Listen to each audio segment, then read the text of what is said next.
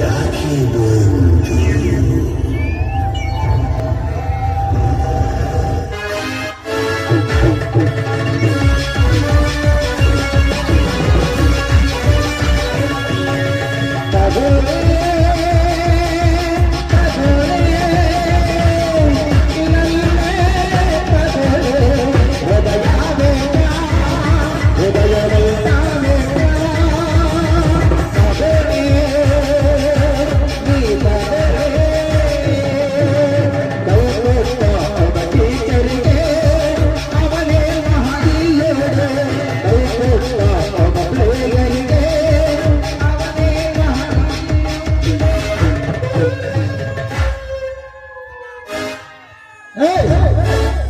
ಯಾರೋ ನೀನು ನನ್ನ ಮನೆಗೆ ಬಂದು ನನ್ನ ಹೆಸರಿಟ್ಟ ಕರೆದಕ್ಕೆ ಯಾರು?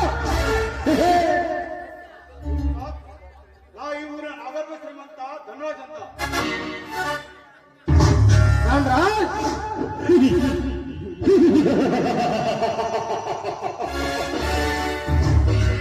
ಮೊದಲು ಬಂದರಿಗೆ ಏನೆಂದು ತಿಳಿಸು.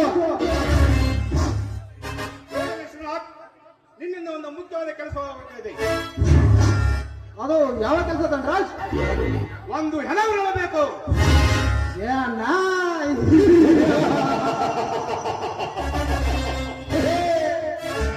ಒಂದು ಹೆಣ ಉರಿಸುವುದೆಂದರೆ ಒಂದು ಹಣ್ಣು ತಿಂದು ತೇಗಿದಟ್ಟು ಸಂತೋಷ ನನಗೆ.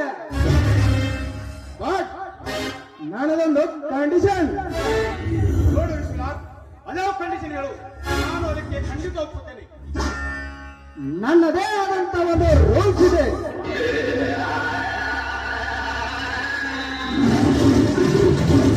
ಅದೇ ರೂಲ್ಸ್ ಹೇಳಲು ಖುಷಿಕೊಂಡ. ನೋಡು ಧನರಾಜ್, ಕಣ್ಣು ತೆಗೆದರೆ 2 ಲಕ್ಷ, ಕೈ ಕಾಲು ಕತ್ತರಿಸಿದರೆ 5 ಲಕ್ಷ, ಇನ್ನು ತಲೆ ತಲೆ 10 ಲಕ್ಷ.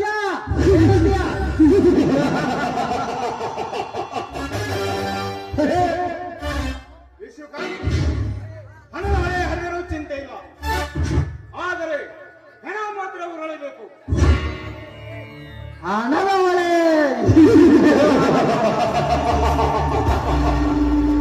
ಹಣಕ್ಕಾಗಿ ಹಠ ತೊಟ್ಟು ಹೆಣ ಉರುಳಿಸಿ ಹೆಣದ ಮೇಲೆ ಹೆಜ್ಜೆ ಹಾಕುವ ಹಂತಕ ಎಂದು ಬಿರುದು ಪಡೆದಿದ್ದಾನೆ ಈ ವಿಷಕಂಠ.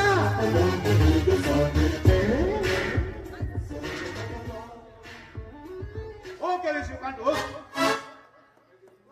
ಹಾ, ತೆಗೆದುಕೊಳ್ಳಿ 1 ಲಕ್ಷ ರೂಪಾಯಿ.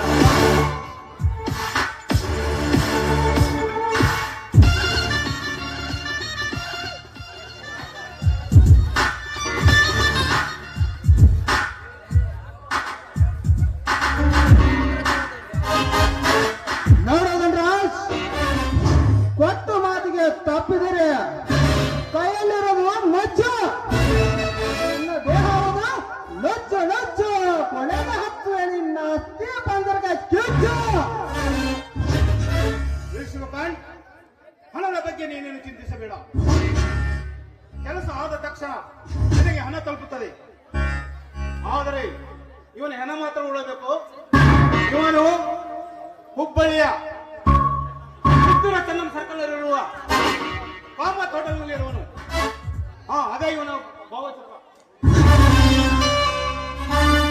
ನೋಡು, ಇವನನ್ನು ಮುಗಿಸಿ ಆದಷ್ಟು ಬೇಗ ನನಗೆ ಸುದ್ದಿ ಬರಬೇಕು. ಆಯ್ತಾ? ನಾನು ಬರ್ತೇನೆ.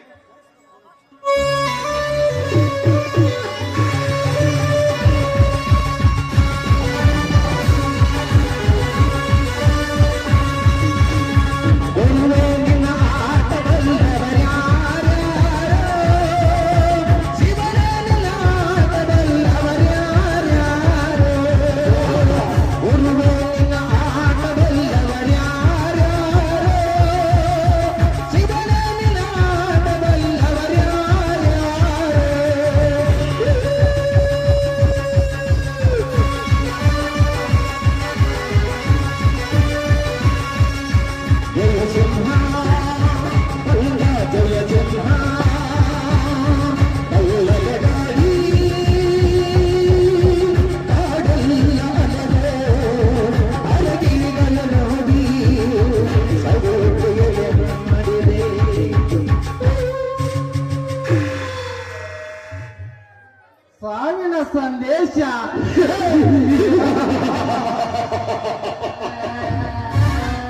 ಹೋಗು ಧನರಾಜ್ ಹೋಗು.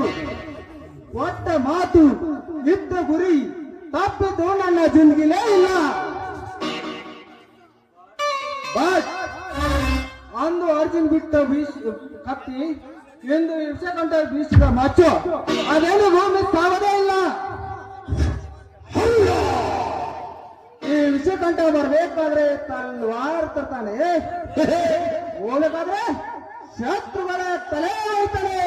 ದಟ್ ಇಸ್ ಕಂಠ ವಿಷಕಂಠ.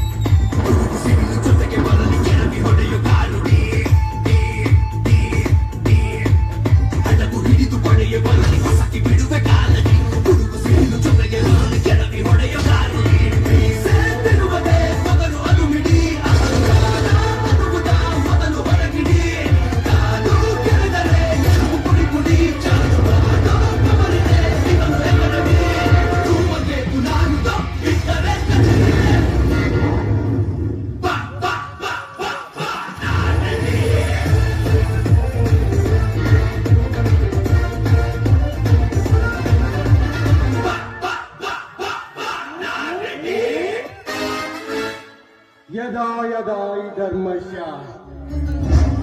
ग्लानिर्भवति भारत अभ्युत्थानमधर्मस्य तदात्मनं प्रजानां परित्राणाय साधूनां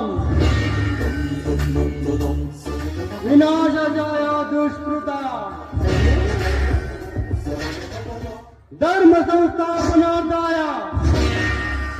संभवामि युगे युगे.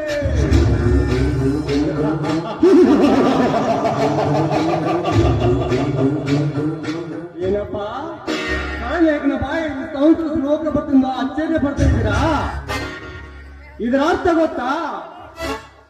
ಜಗದಲ್ಲಿ ಅನ್ಯಾಯದ ಅಟ್ಟಹಾಸ ಹೆಚ್ಚಾದಾಗ, ಅಧರ್ಮ ತಾಂಡವಾಡುತ್ತಿರುವಾಗ, ನಮ್ಮಂತ ಕಾಳದ ನಿಖರ ದಬ್ಬಾಳಿಕೆ ಹೆಚ್ಚಾದಾಗ ಅವರನ್ನು ಸರ್ವನಾಶ ಮಾಡುವುದಕ್ಕೆ ದೇವರು ಯಾವುದಾದರೊಂದು ರೂಪದಲ್ಲಿ ಹುಟ್ಟಿ ಬರ್ತಾನಂತ.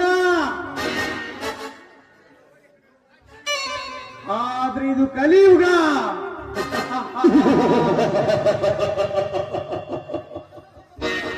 ತಲೆ ಇರುವರ ಕಲಿಯುಗ, ತಲೆ ತೆರೆಯುವರ ಕಲಿಯುಗ, ತಲೆ ಹೊಡೆಯುವರ ಕಲಿಯುಗ ಅಂತಾದ್ರಾಗ ಆ ದೇವರು ಹುಟ್ಟಿ ಬರುವುದಂದ್ರೇನು? ನನ್ನಂತ ಕಳನಾಯಕರ ಅಟ್ಟಹಾಸ ಹಾಕುವುದಂದ್ರೇನು? ಸಾಧ್ಯವೇ ಇಲ್ಲ.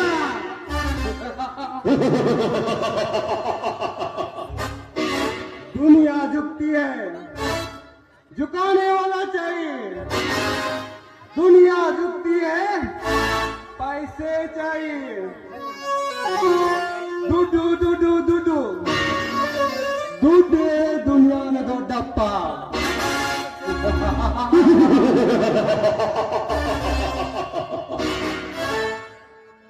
ಧನರಾಜ್,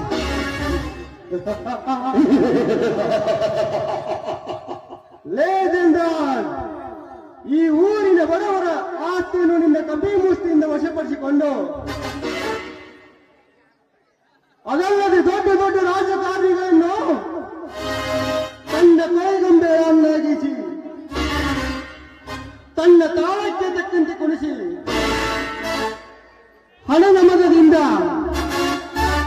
ನಾನೇ ಧನರಾಜೆಂದು ಹೆಸರಿಟ್ಟುಕೊಂಡು ಈಗ ನಾನೇ ಅದರ್ಭ ಶ್ರೀಮಂತನೆಂದು ಸೊಕ್ಕಿನಿಂದ ಮೆರೆದಿರುವ ಸೊಕ್ಕಿನ ಮಗನೇ.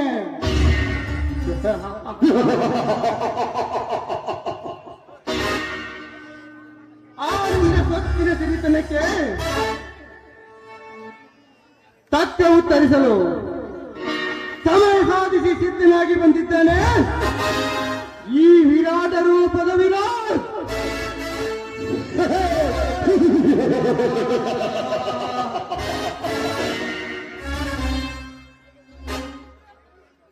ಈ ಸಮಾಜದಲ್ಲಿ ಸುಂದರವಾಗಿದ್ದ ನನ್ನ ಸಂಸಾರವನ್ನು ಚಿತ್ರವಾಗಿ ಮಾಡಿದೆ. ಅದಲ್ಲದೆ ನೀನು ಮಾಡಿದ ಮೋಸದ ಛಾಯೆ ಇಂದು ನಿನ್ನ ಕಣ್ಣಲ್ಲಿ ಹಚ್ಚು ಹಸಿರಾಗಿ ಕಂಗೊಳಿಸುತ್ತದೆ. ಅದರ ಸೇಡಿಗಾಗಿ ಎಂದು ನಾನು ನಿನ್ನ ಅರಮನೆಯನ್ನು ಪ್ರವೇಶಿಸುತ್ತಿದ್ದೇನೆ. ನಿನ್ನ ಆಪ್ತ ಮಿತ್ರನಾಗಿ ನಿನ್ನ ಸರ್ವಾಸ್ತಿಯನ್ನು ದೋಚಿಕೊಂಡು ಮುಂದೊಂದು ದಿನ ನಿನ್ನ ಕೈಗೆ ಅಕ್ಷಯ ಪಾತ್ರೆಯನ್ನು ಕೊಟ್ಟು ಭಿಕ್ಷೆ ಬೇಡಲು ಹಚ್ಚದಿದ್ದರೆ ನನ್ನ ಹೆಸರು ವೀರಾದಿ ವೀರ ವಿರಾಜನೇ ಅಲ್ಲ.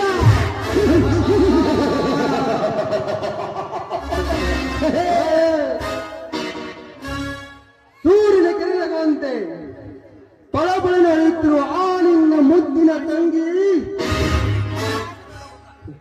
ಧನಲಕ್ಷ್ಮಿ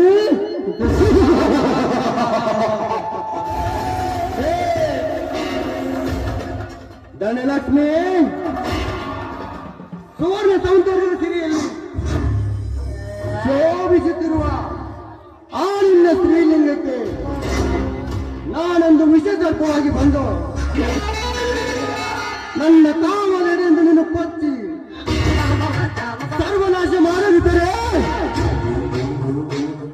ನನ್ನ ಹೆಸರು ವೀರಾದಿ ವೀರ ವಿಕೃತ ವಿರಾಜನೇ ಅಲ್ಲ.